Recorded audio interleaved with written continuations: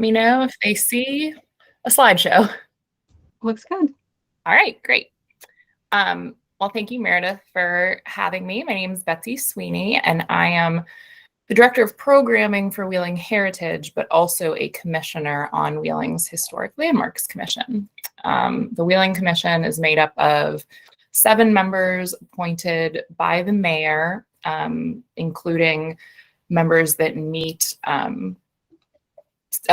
Secretary of the Interior standards for architectural historian consulting and things like that, so that if we need to make some sort of determination or recommendation, there's qualified professionals on there. There's also a certified licensed, architect, as well as a city council representative is the kind of makeup. And we handle design review, our demolition ordinance, and the occasional historic district approval and other new programs as they come up. So, for example, recently a council person was interested in creating a historic home assistance grant program. The council and development committee that was creating that program kicked it over to the HLC to refine the guidelines, create a committee, and create a scorecard. So we do some programmatic stuff like that as well. Meredith asked me to talk about the demolition ordinance. And so in order to do that, I'm just going to point out a couple things on this map here. So Wheeling has 13 historic districts and growing, resulting in thousands of contributing structures, which is something that's very important to us at Wheeling Heritage. We spend a lot of time, as many of you know, applying for survey and planning grants to administer surveys and nominate new areas of the city, with the goal being eventually to have every area that qualifies covered in historic district. And I think we're well on our way. Now, this map illustrates the current historic districts that we have, which really doesn't look like much within the boundaries, but it's pretty much all of our densely populated neighborhoods that retain good integrity. So now we're kind of branching out into the smaller communities. But I bring this up because when we think of design review, which does exist in Wheeling, there are only 2/3 communities that maintain design review guidelines and are required to bring their proposed changes in front of the Historic Landmark Commission. And so, can you see my mouse? Yes, we can. Great, thank you. So if you are looking at this map, this purple area north of 70 and the Fort Henry Bridge, that is the North Wheeling Historic District, which has recently been expanded, and they have created and approved their own set of design review guidelines. So anyone in the North Wheeling Historic District that is a contributing, well, anyone in the North Wheeling Historic District, regardless of their status, if they're doing exterior improvements, must bring them before the Historic Landmark Commission. And then the second area, we have this reddish color. That's Center Market. If you've been to Center Market in Wheeling, it's the area around the 2 market houses and the storefronts that immediately surround. They are under design review. And then this little teeny tiny bluish dot, that's Chaplain Street Row. That's also a design review community. It's only about 8 homes. If you ever see the photos of the really, really ornate Victorian architecture in Wheeling, it's often Chaplain Street Row, and they also are subject to design review. All of the areas have self-selected, and it was a kind of grassroots community-driven initiative, and it's proven to be pretty effective in maintaining the community's character. But what I'm talking about today is Wheeling's demolition ordinance. And so in 2021, I believe, is when it was passed. It actually came from city council and local preservation organizations, Wheeling Heritage, Friends of Wheeling, and just preservation-minded folks asking, how do we determine that it's okay to demolish a historic structure? What can we do to add an extra layer of evaluation to these permits that are being pulled? Because what we were seeing was that whenever a property is owned by the city or is being demolished by the city, there's a little bit more scrutiny. Of course, it goes through at least the internal city staff. But if you are a property owner that chooses to demolish your property using your own funding and it's not due to code violation or any other external mandate, there really was no way to monitor, track, or intervene if a historic property was going to be demolished. And so the ordinance that was passed was written by City Council and essentially states that any property that is in any of our historic districts, which again are all these different colored areas across the city, that is listed as contributing must go before the Historic Landmark Commission before their permit can be approved. And so what that ends up looking like is a property owner will go to the building office, often not knowing that this process exists, especially now since it's relatively new.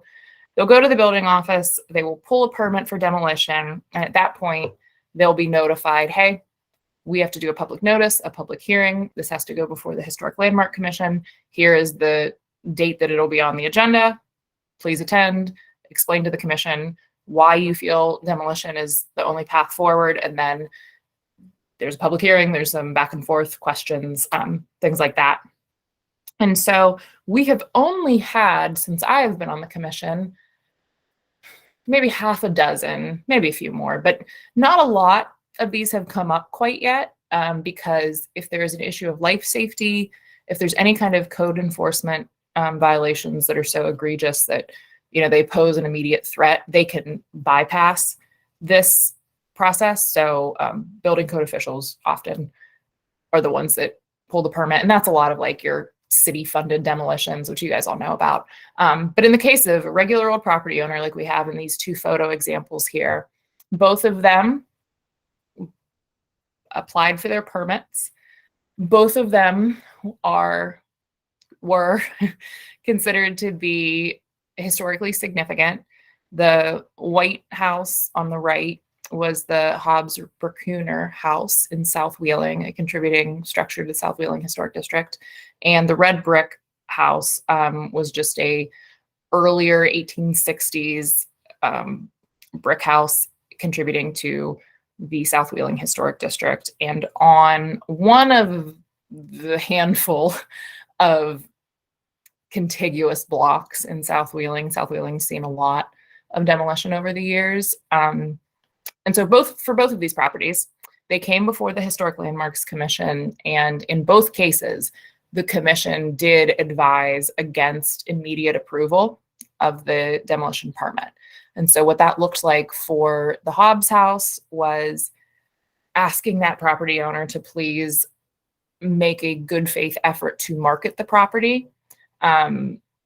There was some back and forth as to whether or not that had already happened, and the commission determined that it wasn't really a good faith effort. And so she was asked to take 30 days to make it publicly known that the property was available for purchase if anyone was interested.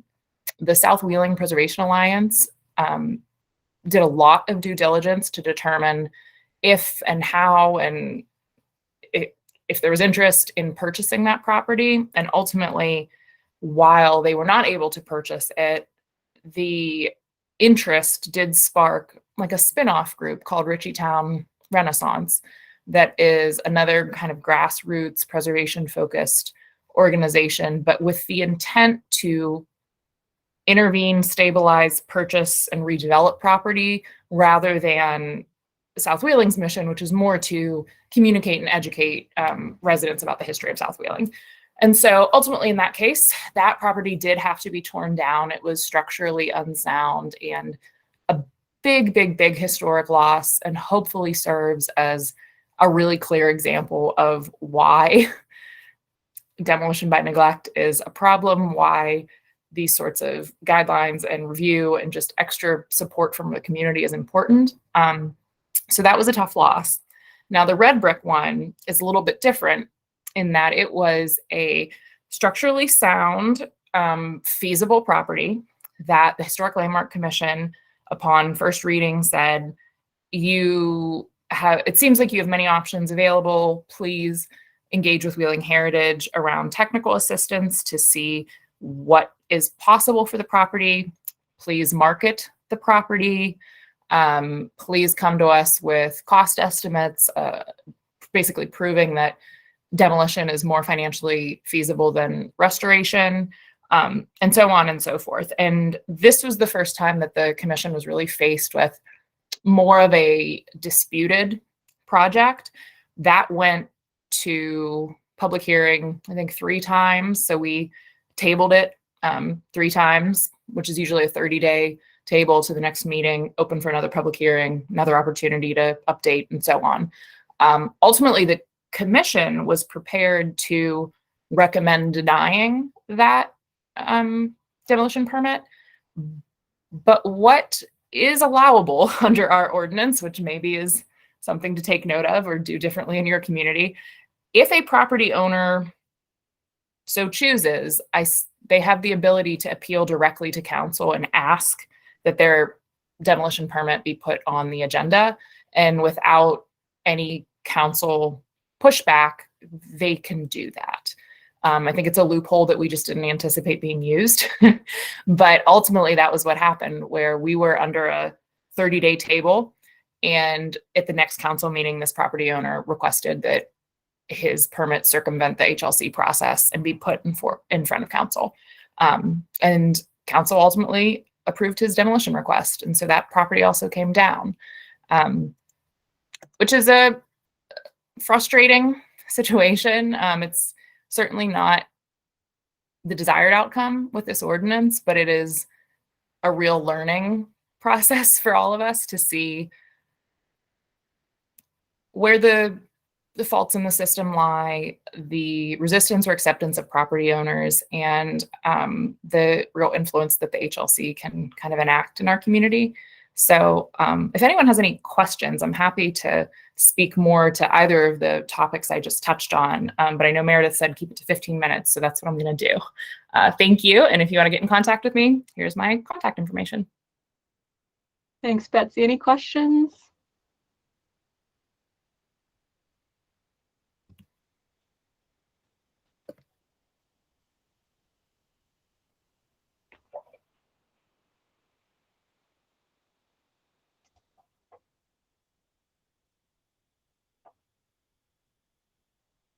All right, we're all demolition experts here, I guess.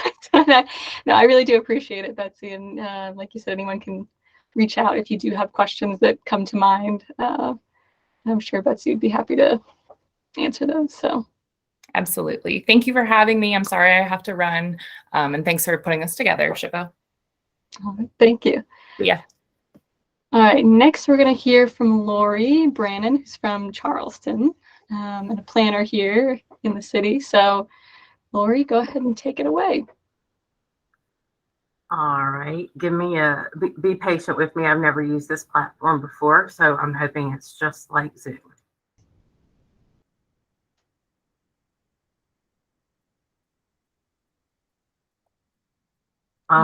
You all see creating design guidelines? We do, yes. Okay, fabulous. Before I flip through any of this, I thought maybe a quick history. So the historic district that we're talking about today is on the east end. It's between the downtown and the Capitol complex. So most of you should probably have at some point in your time in the state been through there. It also continues on the far side of the Capitol building, just along the boulevard. So that's the area that I'm talking about. It was originally listed in 1978. So that was a long time ago. The terminology at that time in the survey and the nomination was really outdated. It only provided us specific information on what they termed at the time pivotal structures. So we didn't even have a real inventory of contributing versus non-contributing structures in that original survey. At the same time, we had a city-appointed design review board working on certificates of appropriateness in that district. They were people who were interested. And I'll leave it there. They were just people who were interested in this, not necessarily qualified to make some of the decisions that a design review board should be able to make. And then in 2007, the city of Charleston established a historic landmarks commission.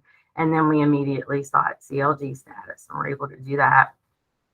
So at that point, in addition to conducting the design review in the East End, They got other powers and duties and education stuff and advocacy stuff and all that other kinds of things you guys are working on as well. But at that point, it was individuals who were both interested and qualified to make those decisions that were appointed and confirmed. So we have a structural historian, an architect, someone who works in real estate, someone who is on our council. So it's a lot more, actually we usually have someone who has also gone through the tax credit process. That's kind of helpful for us to have on our commission too. So that's who makes up that group now. And it became obvious to them pretty quickly that we needed better and more information on the structures that we were reviewing. And we also needed design guidelines that went beyond the Secretary of Interior standards. It was a really, really long road to get there. In 2019, we had the district surveyed again. So we now know in proper terms what's contributing and what's not contributing. And we also have that snapshot in time of what alterations have been made and what have not. Because, in the past, we get a lot of folks coming for a certificate of appropriateness who claim that changes had already been made that hadn't, and, no documentation to say otherwise. So now we're fortunate to have that completed in 2019. And then in 2021, we adopted design guidelines specific for this district. That too was a process where we had several stops and starts. It was twice funded by a survey and planning grant. Twice we hired a consultant. Twice those consultants failed to complete the project. But the second time, they did get a draft far enough along that it was something we could work with. Our problem at that point was just that we've got an entirely volunteer commission and a staff person and me who is not, my position isn't solely focused on preservation. And so none of this moved as quickly as any of us would have liked it to. But then COVID came. And while we were, quarantined and at home and having fewer applications come before us, we were able to use some of that time to refocus on the most current draft that we had been presented by consultants. And so the commission and I then grew from there the document that we're talking about today. So that is where, hold on a second. That is where all of this comes in.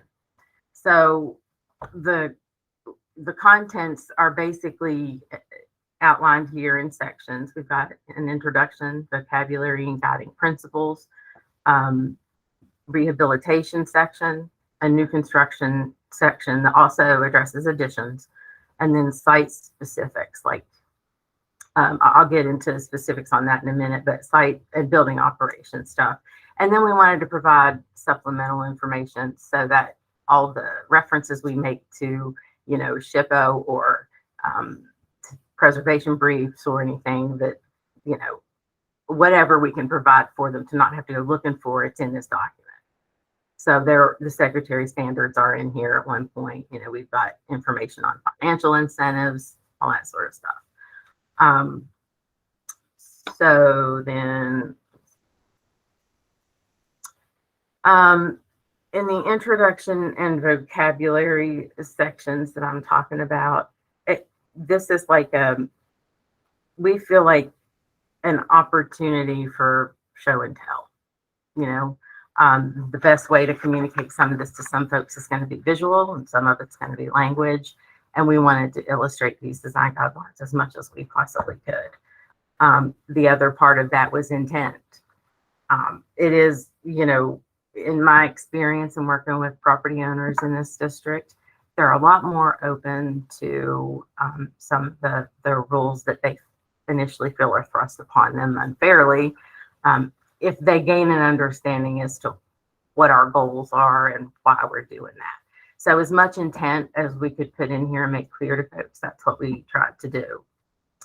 So in addition to some of the stuff that it says on the slide, I don't want to be redundant here, but in addition to that, some of the things that we listed were, preserving the integrity of cultural resources, ensuring that new construction is compatible with the neighborhood's historic identity, improving the quality of development, and then, there's the all-important protection of property values, the investment that people are making and have already made in the neighborhood deserves its own protection. So that's kind of the points that we tried to make with the intent of these design guidelines. Oh, I'd also make a note there. As much as you can, I would recommend using pictures from your own historic districts. I mean, the illustrations have been really important for the reception of this document, and people have a different reaction when they're flipping through this document and they see their own home or their neighbor's home. That there's a sense of pride that kicks in, and they are ready to have a conversation about it at that point. So we used as much local as we could. Nearly every image here is either a graphic drawing that we received from Mike Giolis or a photograph that we took of a home in our district. So guiding principles was the next kind of section that we looked at, and it kind of just expands on the idea of intent. We wanted to kind of get at moving from intent to the how and why, what process they use, how they go through their decision making. And so that was something that we wanted to focus on.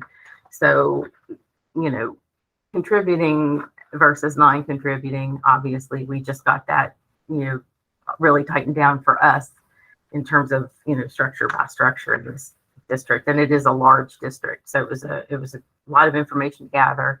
And it's been really, really helpful. So now we know what is contributing, what's non-contributing, and it is keyed that way on our GIS system here locally, so that when someone comes into the building department, if they skip the step over here, the building department catches it and sends it back to us. So that's also another helpful way to kind of tie this to your permitting process and the folks in your city government that might be able to assist with that. Administrative versus judicial review, something we talked about. We have tried to separate the kinds of work that's done in a historic district so that it's not that everything you want to do ends up going before the commission and you're waiting a month to find out whether or not you can do it, right? If it's something that, now that we have these design guidelines, the guideline is clear enough and the proposal is clear enough that from a staff perspective, I can review it and have comfort that, that this is a permit to grant, then I can do that administratively. There are other things that are not ever going to be in that category. Like I'm always going to expect the commission to make a determination on a roof replacement. I'm not going to make that call. So we also, on window replacements, which we'll talk about in a minute, that's something where the commission decided that on secondary facades, which you'll see next on that slide, the idea of primary versus secondary facades, we spent a lot of time explaining to people that we're going to place more scrutiny on the review on a primary facade where everyone can see it than we are on the secondary facades.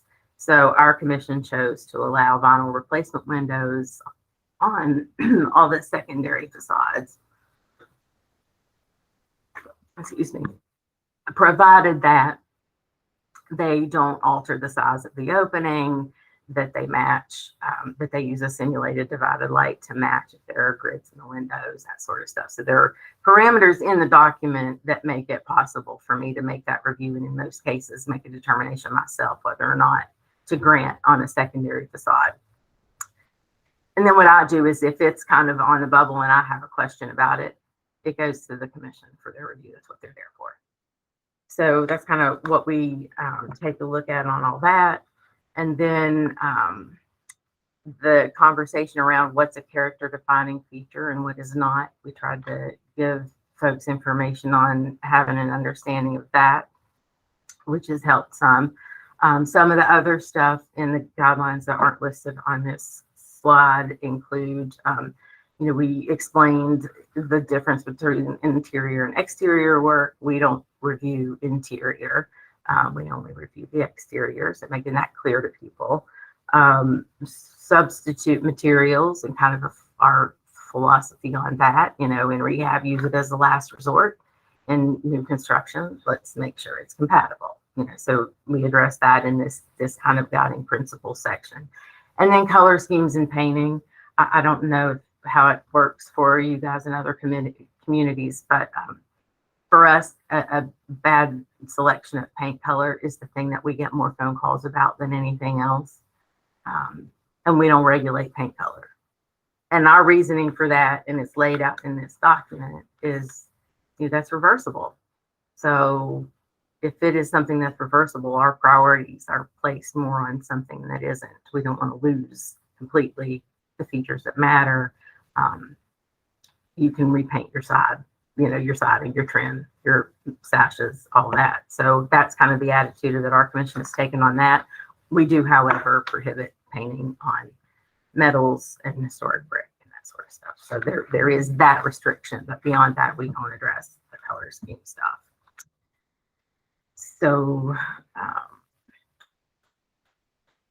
wanted to talk about rehabilitation and something that so this is the first section that gets into the guidelines themselves. And so what we've tried to do, again, in addition to laying out in the beginning, this is our intent with these guidelines, we also in each section wanted to be specific about our intent with that particular function. And so the rehabilitation section begins with a statement of intent that just says, these design guidelines are intended to assist property owners, developers, architects, and designers in the rehabilitation of historic buildings and the features that give them such character. They are informed generally by the Secretary of the Interior standards for rehabilitation, and specifically through a thorough analysis of the features, characteristics, development patterns, and narrative histories of the East End specifically. So that's kind of what we're getting at with the tone of this section of the guidelines. And then these are the sorts of things we address. Those are pretty standard, I'm sure, for all of you, and I don't want to read any of this, out to you, but I will say the windows section, for example, because that is such a big deal and such a prominent feature. We've included a little bit of a guide on how to determine what level of deterioration your windows have reached and if they really warrant replacement or not. And we also included in there some maintenance guides so that moving forward, folks could maybe kind of halt the deterioration they're experiencing now and, save some windows before they get too far gone.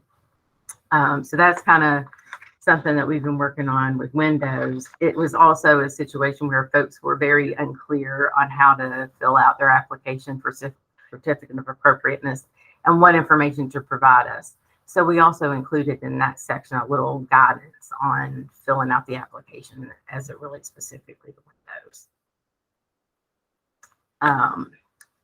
So new construction is the next section, and it was really easy to look through the East End and find a good example of a bad approach to new construction. Here it is. This is in the 1500 block of Virginia Street, built in the 60s, and it's looked that way for as long as I can remember. No updates of any kind. There was still purple shag carpet in there. So it's a little bit of a different kind of relic, and it sits way far back on the lot. So the exciting news is that we have right now an application before our commission for them to consider later this month for a new construction project here that would bring it out and be more compatible and fill in that street edge there that we've got that missing too. So we're kind of excited about that. And I've got a little bit of something in here about that later. So we'll revisit it in a second. The images I've used right here on this slide come from a preservation brief because it was not easy to find a good example of a good approach to new construction in the East End where we're located. So this was, you know, the best example I found to talk about massing and rhythm and all of that. So that's, I don't want to read stuff and bore you guys with reading things. I've shared this presentation with Meredith and she can send it to everyone later if you all want a copy of it at some point.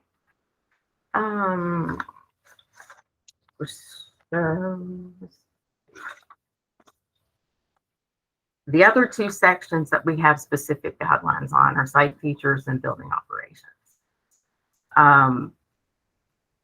In building operations, we're talking about screening, you know, about all the things that, you know, we need to provide modern necessities in these buildings that are old and looking for new uses. You know, these didn't originally have HVAC. When you put it in, where do you put the unit? You know, all that sort of stuff. So, and then there's solar panels and, you know, a bunch of other different sort of things to work with. So we're trying to address all of those because the, you know, the way the building functions and the features of the site, you know, the context that the building is in matter too. So we're trying to move beyond, you know, just the specifics of the building and look at the site and the way it operates too. Built-in gutters is another thing that we've been getting a lot of comment from folks about them really being deteriorated at this point, because this is a district where the period where we're at the 100 years from the period of significance. Like most of these were built in the 20s, and some there are a few that were from 1895 up to the 20s, but generally the 20s. On site features, what we're talking about, this is one of those where it felt like the context really mattered.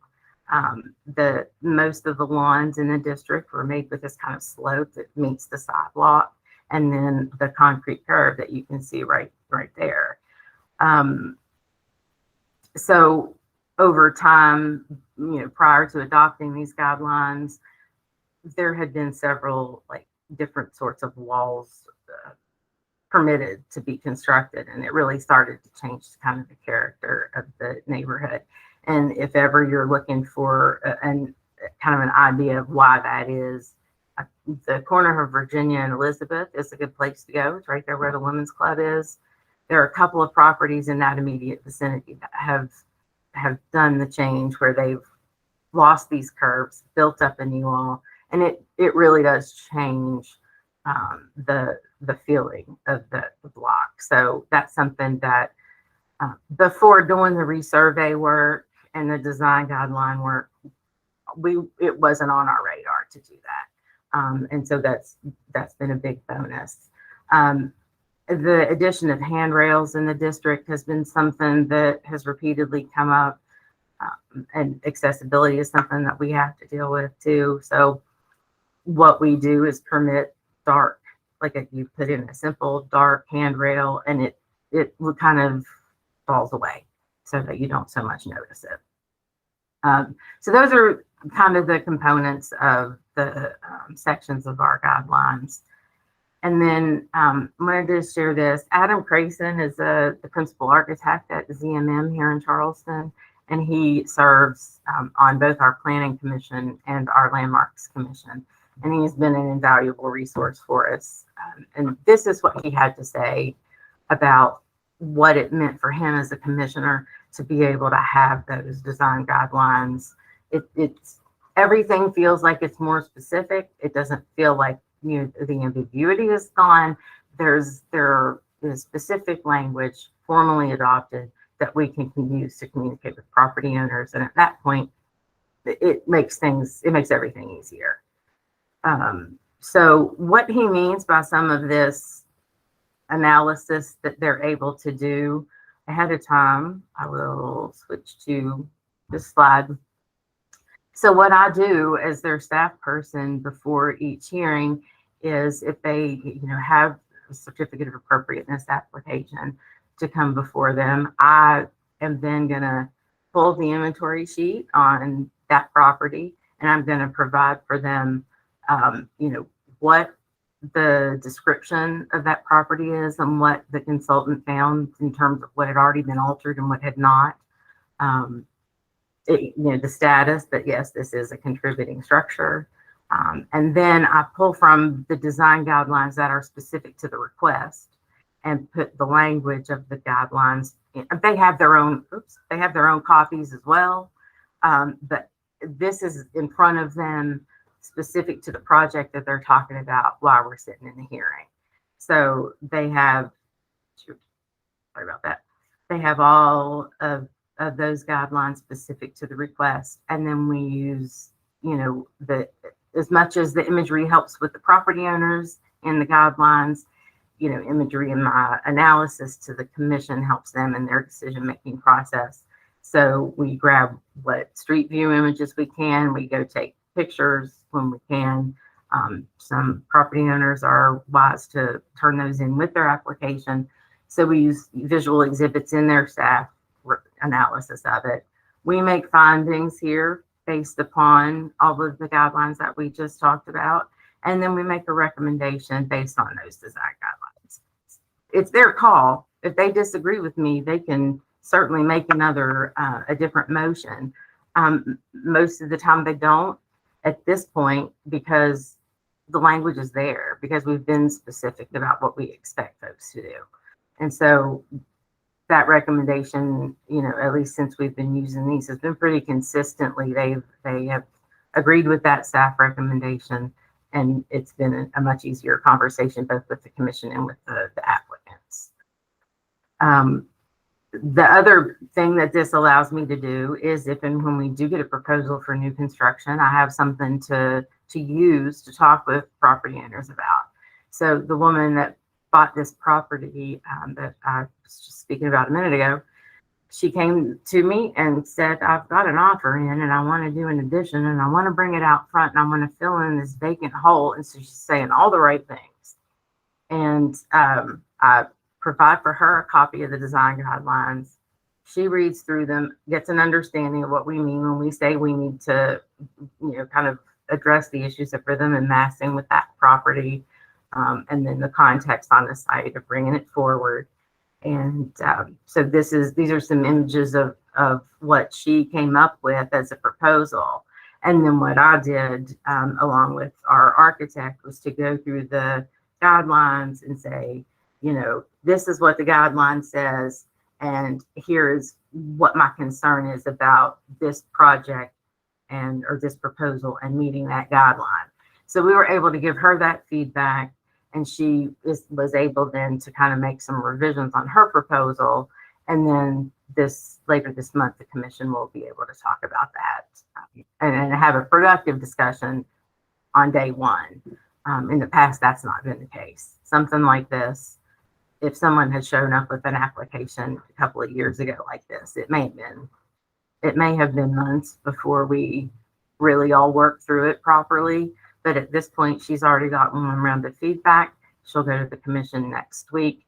We'll have one conversation there. They may be satisfied and they may be not. If they're not, they'll tell her why. And then she'll be able to gain an approval at the following meeting rather than dragging this out for months and months at a time. So that's how we thought about putting these guidelines together and how we apply them. And I'm happy to take any questions. And I'm also, we did have this on our website, and I would direct you all there, but it is a little bit outdated. So I took it down and I'm working on replacing that on our website. But I can also email Meredith the PDF that she can send to everyone if you wish to do that. And there's my contact information and also a list of our commissioners. Great, thanks, Lori. Oh, Skip has a question. Lori, you mentioned when you put together your analysis that you have a consultant's report. Is that someone that's in-house, or do you have a contract with someone to do that? So there were two different contracts at one point to get the design guidelines written. Neither of those panned out. The second time we hired a consultant, what they ended with was enough of a draft that we had something to start with. that I could work with and that our commissioners could also work with. So that going through with the consultant was just on the creation of the design guidelines. If you're more thinking about this process, Yeah, that's what I'm thinking about. this, Mm-hmm. okay, that's me. I do that. Oh, okay. I do that start to finish. Like I said, the design guidelines are specific enough that it gives me what I need to be able to, compare what someone has asked us to do with what we've said they should do. So that's me. And also, this is what I do. I'm a planner. I'm a land use planner, and I do this for both this commission and our Board of Zoning Appeals. So, but this is how the Board of Zoning Appeals has functioned for a very long time. Being able to provide this level of information for our Landmarks Commission is relatively new. Does that answer your question? Yes, thank you. I had a question about how you kind of disperse the guidelines and things to folks. If you have, like, how we got them out there. Yeah, how people know about them and, share them to their, neighbors and things like that. So, It's definitely not as out there as I would like it to be. But certainly our website, and we have an information center set up out in front of our office where we provide guides on all the other things that we do too, like home-based businesses and urban agriculture and, all those kinds of things. And so I have that information, the whole set of guidelines and the summary out there for people to grab when they're in and out of our building. There are a handful of contractors that seem to do a lot of the work in this district. So I've made sure that they have copies of it. That's really been probably the most helpful, is to get this in the hands of contractors that are doing the work. Great, thank you. Any other questions for Lori? Great. Thanks for having me. Thanks, Lori. All right, so I think we're going to go ahead and hand the mic over to Skip with Lewisburg. So whenever you're ready, Skip. Okay. Thank you, Meredith. I seem to have a delay in my camera for some reason, so I was going to hold up some things, and I'm not sure that's going to work. But anyway, I thought I'd talk about how Lewisburg guidelines evolved. When I first came on the commission some 20 years ago, we had a real thick binder that was full of all the preservation briefs National Park Service had put together that Meredith had talked about yesterday. And we had a palette of colors that was left over from some years before that. And so that's kind of what we really started with. And we realized that we really wanted something that we could get into the hands of building and homeowners in Lewisburg. So with that in mind, we decided to make our first guidelines. And so the way we did it is we broke up different sections of the guidelines or issues in town to different members of the commission, and we all took on different assignments. And so we started researching, and essentially what we did is we just stole guidelines from other towns. We, of course, looked at Charleston, South Carolina, and Savannah, Georgia, obvious cities that had had guidelines for years. But we also tried to find cities that were much smaller, somewhat similar size to Lewisburg, and looked at all their guidelines. And over a period of many months and meetings, we began to put all those together and wrote it ourselves. And we had the city print it. You're probably not going to be able to see this. Something's not coming up on my camera. But anyway, it's bound, but it's brochure size, and it's about 50 pages long, 45 pages long. and it goes through the guidelines alphabetically. So in other words, if you were trying to figure out what the guidelines were that applied to awnings, you would look under A right in the beginning of the guidelines. Or if you were interested in something further back, like windows, that would be one of the last things in the guidelines. So you could flip through it alphabetically. And then at the back of it, we also define architectural terms. We gave the definitions of various architectural terms. So we were able to print that, and we did that in 2006. Then those were expensive to print, and we're kind of cautious about handing them out too readily. So we decided we really needed a brochure that was any less expensive to print. And so we printed a really nice brochure. It's all in color. And in it, we included the process of what one has to go through in Lewisburg to get a certificate of appropriateness.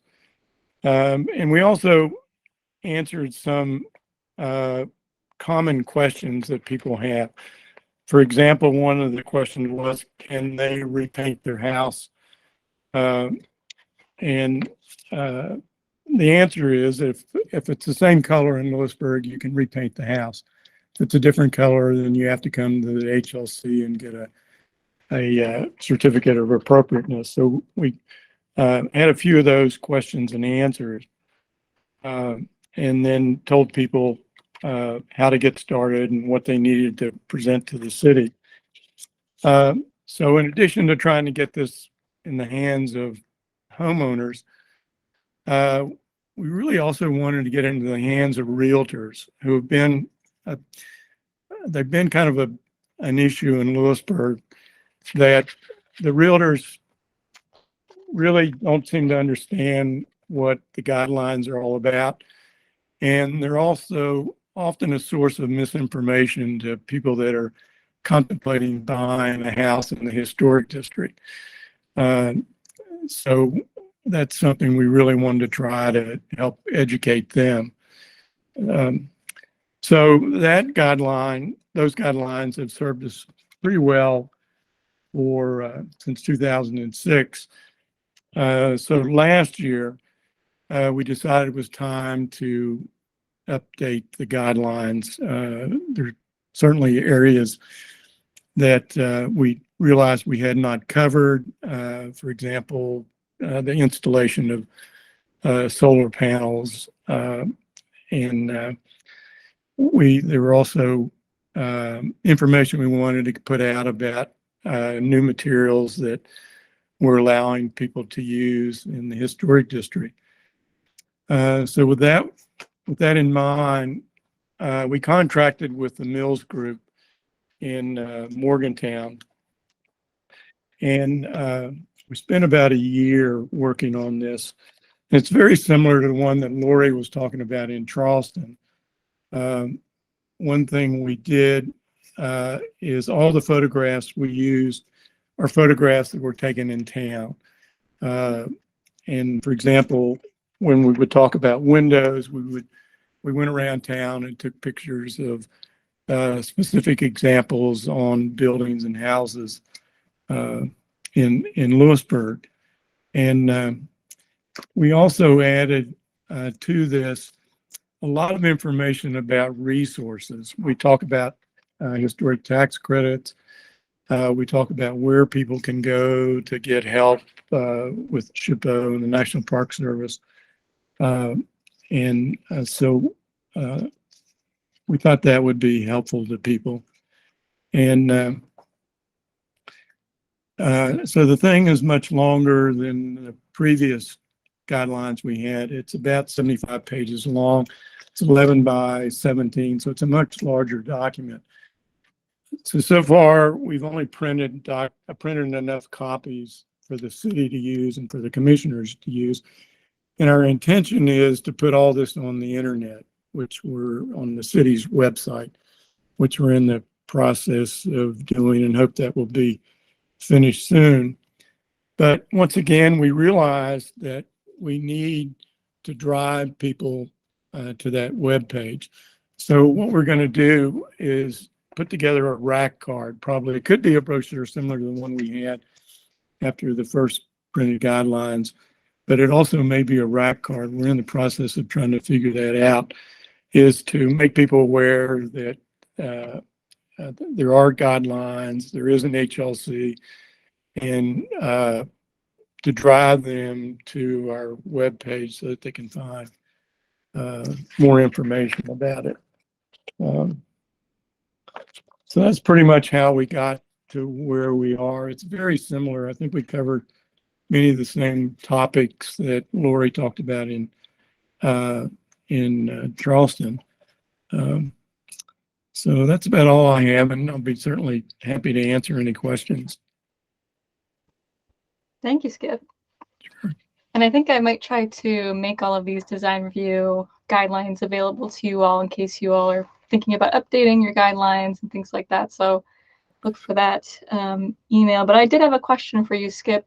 You said you worked with an outside consultant on the new guidelines, and how involved was the Landmarks Commission in the whole process working with them?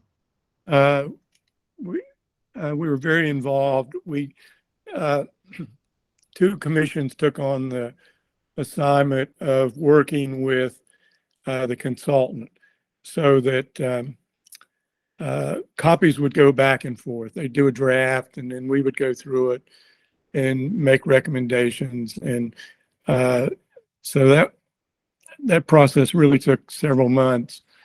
And also, there would be, sometimes we'd think of something that there would be a really good photograph to use that they had not seen. So we would go out and take some pictures and send those to the consultant. So there was a lot of give and take. And then a couple other things too, Meredith, is, as you know, before we submitted it to the city council, we sent it all to SHPO for their review. And they made constructive comments about it that we incorporated into the document. And then once all that was completed, then we had to submit it to the city council. And that went through, I think, 3 readings, and they adopted it. Great, thank you. Danielle asks, were you able to fund the hiring of the consultants with a survey and planning grant from the SHPO? I think the city paid for it. It was pretty expensive. It was about $17,000. I can't remember if SHPO kicked in part of that or not. I've forgotten now. Is that an eligible expense for the survey and planning grant? It is, absolutely. Yeah, that's one of the main plans it covers. And I hear Christy in the background there. Sorry, I don't want to skip ahead. I just thought that might be something. Yeah, no, it's a good Yeah, question. that is something that would be eligible. And we encourage, we'll talk about that in a minute, but we encourage CLG members to apply for the survey and planning grants because it helps us meet our required federal amount, which we'll talk about that. Okay, any other? Oh, John, or excuse me, Andy has his hand up. Hi, Meredith. Yes, Andy. Yeah, Shepherdstown utilized a planning grant for our new guidelines. The Mills Group was involved in that, and we received a lot of compliments. It was a great program, and it was a great source to fund that. So we were greatly appreciative. And I had another question. It's a little off subject. Does SHPO offer any type of certified preservation training for realtors they can sign up for continuing ed credits? Because that's one of the problems we have is getting the realtors on board. Yeah, it's a great question. We have done it in the past, and the plan is to, in this year, maybe next year, to revive that program. So we did it in a number of places throughout the state, and I'm thinking that working with the NEPC, we're gonna, in the National Alliance, we're gonna try to do another one of those trainings. So keep an eye out on the newsletters, and we'll try to get kind of regions covered as we go. Yeah, So the Eastern Panhandle and all that. And, yeah. Right. Yeah, that would be great. I figured that would be an incentive to get them into the training. Yeah, And absolutely. In Lewisburg, we did a tax credit workshop for the realtors in our area. Yeah, that's right. That was a great turnout too. We had a lot of realtors. Yeah, it was very good. Okay, great. We Thank did you. the same thing in Charleston a few years ago, and it was really, really well received. We've had, I want to say we had CEs for 25 or so realtors showed up for free to get those CEs and sat the whole time. And we've had requests from them to do it again. Oh, great. It was well received here, and we would really like to do it again as well. Great.